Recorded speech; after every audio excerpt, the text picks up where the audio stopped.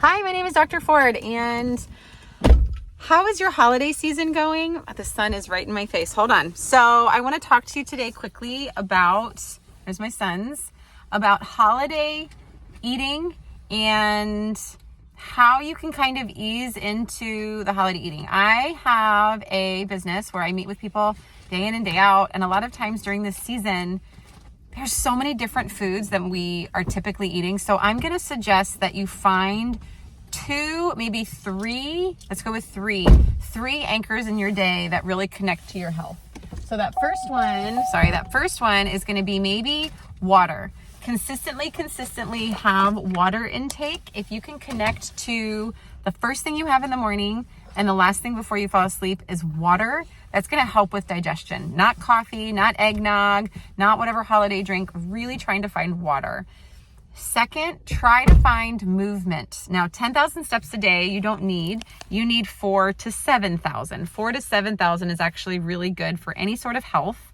That's actually a lot less than the 10K. 10K pedometers are more of a marketing gimmick. So 4 to 7 is actually proven for health. And then the third, I want you to find a space to sit and breathe like this.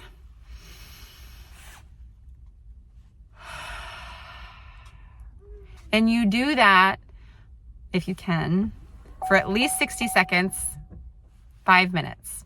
Finding something, when I did that, you couldn't see my ribs, but I really expanded everything and and pushed everything out. Find some space to breathe.